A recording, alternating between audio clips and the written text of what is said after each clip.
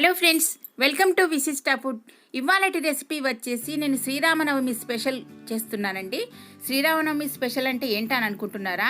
పులిహోర, దద్దోజనం, శీతలం, వడపప్పు ఇవన్నీ చేశానండి. ఇవాళ మనకు శ్రీరామనవమి స్పెషల్గా ఇది 4 చేశానండి. 4 రకాలుగా చేశాను. ఇదిగోండి పులిహోర, వడపప్పు, ఇక దద్దోజనం, ఇంకాస్త పెరుగు పడుతుందండి ఇందులో. ఇదిగోండి నేను ఇక్కడ శీతలం చేయడానికి ప్రిపేర్ చేసుకుంటున్నాను. ఇదిగోండి శీతలం చేయడానికి ఒక బౌల్ తీసుకున్నాను. ఇక్కడ సన్నగా తరుక్కున్న బెల్లం ఒక పావు కేజీ అంత తీసుకున్నాను. అంటే మనకి ఎంత పడితే అంత వేసుకోవచ్చు. కాకపోతే నేను ఇక్కడ పావు కేజీ అంత సన్నగా తరుక్కున్న బెల్లం వేస్తున్నాను. ఇలా సన్నగా తరుక్కుంటే మనకు త్వరగా కరిగిపోతుందని సన్నగా తరిగాను. ఆ తర్వాత ఇందులో వాటర్ పోసుకోవాలి. నీళ్లు పోసుకొని ఇదిగోండి ఇంకాస్త బెల్లం కూడా పడితే పడుతుంది, అంటే ఎవరిష్ట ప్రకారం వాళ్ళు.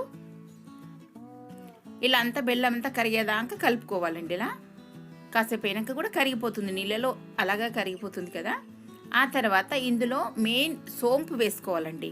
సోంపుతోనే ఇది టేస్ట్గా వస్తుందండి.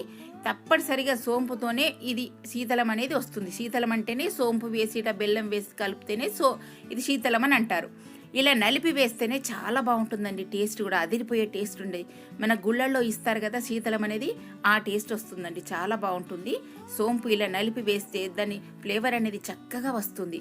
మనకి ఎండాకాలం కదండి, ఇది చలవ కూడా చేస్తుంది. ఈ బెల్లం నీళ్లు ఇది సోంపు ఎంత కలిపిన తర్వాత ఎంత చక్కగా ఉన్నది చూడండి శీతలం అనేది. ఇక ఆ తర్వాత నేను పులిహోర చేస్తున్నానండి. మామిడికాయ పులిహోర. ఇది ఒక 4 కాయలు సన్నగా తరుముకున్నాను. ఇట్లా తురుముకొని ఇలా పెట్టాను. ఆ తర్వాత ఎండుమిర్చి, కరివేపాకు, ఉప్పు, ఆవాలు, జీలకర్ర, మినపప్పు, ఇది పచ్చిశనగపప్పు అండి, ఒక అరగంట పెట్టుకున్నాను, పల్లీలు, పసుపు, ఆ తర్వాత ఇంగువ. ఇక అన్నం అంతా మనకి ఇలా పొడిలాడుతూ ఉండాలండి పులిహోరకు. ఇలా పొడిలాడుతూ ఉంటేనే చక్కగా వస్తుంది పులిహోర అనేది. ఇక ఆ తర్వాత స్టవ్ పైన కడాయి పెట్టుకొని ఆయిల్ వేడెక్కుతుంది కదా. ఈ ఆయిల్లో కాస్త ఆవాలు, ఇప్పుడు ఇందాక చూపించాను కదా మీకు, జీలకర్ర, ఇవి చిటపట్లాడుతున్నాయి కదా, పల్లీలు కూడా ఇందులోనే వేసేసుకోవాలి. ఇక ఇవన్నీ మనకు వేగుతున్నాయి చూడండి. ఆ తర్వాత ఎండుమిర్చి వేసుకోవాలి.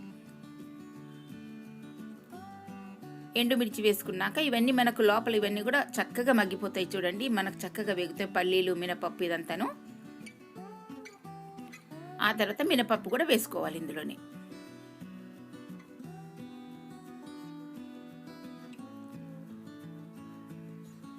ఇవన్నీ చక్కగా వేగుతున్నాయి కదా.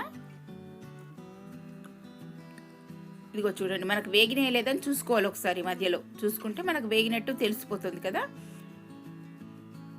ఇప్పుడు ఆ తర్వాత శనగపప్పు వేస్తున్నాను. ఇవన్నీ వేగినాకనే వేయాలండి, ఎందుకంటే పచ్చి శనగపప్పు కదా, అందుకోసం అని చెప్పేసి ఇవన్నీ వేగినాక వేస్తే ఈ పప్పు కూడా మనకు చక్కగా ఆయిల్లో మగ్గిపోతుంది. ఆ తర్వాత కరివేపాకు కూడా ఇందులోనే వేసేసుకోవాలి. కాస్త ఎక్కువ వేసుకోవాలండి కరివేపాకు, పులిహోర కదా. ఇది కరివేపాకుతోనే మనకు టేస్ట్ అనేది చాలా బాగుంటుంది పులిహోరకు. ఆ తర్వాత ఇంగువ వేస్తున్నాను, ఒక 1/2 టీ స్పూన్ అంతా ఇంగువ వేస్తున్నాను. ఈ ఇంగువతోనే చాలా ఫ్లేవర్ చాలా బాగుంటుందండి. ఆ తర్వాత పసుపు కూడా ఇందులోనే వేసేసుకోవాలి. తగినంత ఉప్పు కూడా వేసుకోవాలి. ముందు ఎక్కువ వేయద్దండి, అంటే మామూలుగా వేసుకోవాలి. ఆ తర్వాత టేస్ట్ చూసుకున్నాక తర్వాత వేసుకోవచ్చు. ఇక ఇందాక సన్నగా తురుముకున్న ఇది ఉంది కదా, ఇది మామిడికాయది, ఈ తురుము అంతా కూడా ఇందులో వేసేయాలి. వేసేసి ఈ పోపుకంతా బాగా కలిసేటట్టు కలుపుకోవాలండి. ఈ ఆయిల్కు ఇదంతా కూడా ఇవన్నీ మన మిరపకాయలు ఇవన్నీ పల్లీలు పప్పు అవన్నీ వేసాం కదా, అన్నీ కలిసేటట్టు కలుపుకోవాలి. ఈ పోపు అంతా మనకు రెడీ అయిపోయింది చూడండి.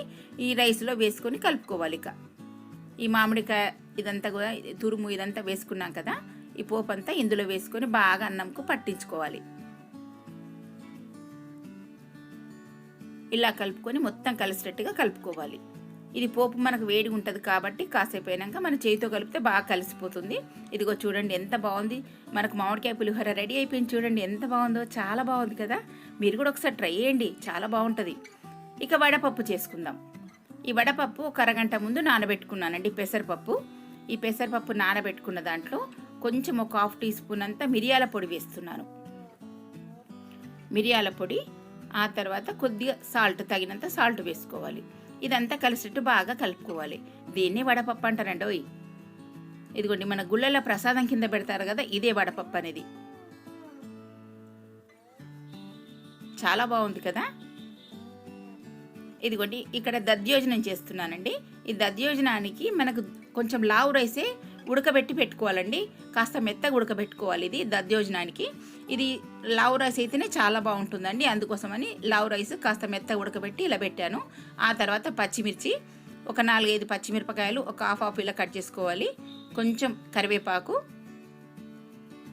కచ్చాపక్క దంచిన ఇది మిరియాల పొడి అండి. ఇందులో ఇప్పుడు నేను పోపు నెయ్యితో చేస్తున్నాను. నెయ్యిలో కూడా వేసుకోవచ్చు లేదా డైరెక్ట్ వేసుకోవచ్చు. ఇదిగోండి తగినంత సాల్ట్ వేసేసుకోవాలి. వేసేసుకొని ఇదంతా కలిసినట్టు కలుపుకున్న తర్వాత ఇక పెరుగు వేసేసుకోవాలి ఇందులో. ఇదిగోండి పెరుగు వేసేసుకోవాలి. ఇంకాస్త పెరుగు పడుతుందండి ఇందులో.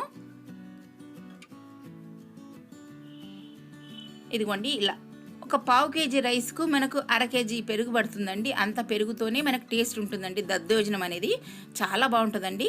ఇక నెయ్యితో పోపు పెట్టేసుకుందాం. ఇక ఈ నెయ్యి ఇందులో వేసాను కదా, ఒక 2 స్పూన్లంత నెయ్యి వేసుకోవాలి. ఇలా వేసుకొని నెయ్యి ఎంత కరిగేంత వరకు చూసుకున్న తర్వాత ఇదిగోండి నెయ్యి ఎంత కరిగిపోయింది కదా, ఇందులో కొద్దిగా ఆవాలు, జీలకర్ర, ఒక 2 ఎండుమిర్చి వేస్తున్నాను. వేసుకున్న తర్వాత కరివేపాకు రెబ్బలు కూడా ఇందులోనే వేసేసుకోవాలి. ఇందాక చెప్పాను కదా మీకు, మిరియాల పొడి కూడా ఇందులోనే వేసేసుకోవచ్చు, డైరెక్ట్ వేసుకోవచ్చు, ఇలా ఇందులో పోపులో కూడా వేసేసుకోవచ్చు. కొంతమంది శొంఠి కూడా వేస్తారండి ఇందులో, కాకపోతే నేను వేయలేదు ఇందులో. ఇక ఈ పోపు అంతా ఈ దద్దోజనంలో కలిపేసుకుందాం. నెయ్యితో పోపు పెడితేనే చాలా టేస్టీగా ఉంటుందండి. చాలా అదిరిపోతుంది టేస్ట్. మనకు దద్దోజనం అనేది దీంతోనే టేస్ట్ వస్తుందండి. చాలా బాగుంటుంది దద్దోజనం అనేది. ఇదిగో చూడండి ఎంత బాగుంది, చక్కగా వచ్చింది కదా ఇదంతా. Okay friends, thank you.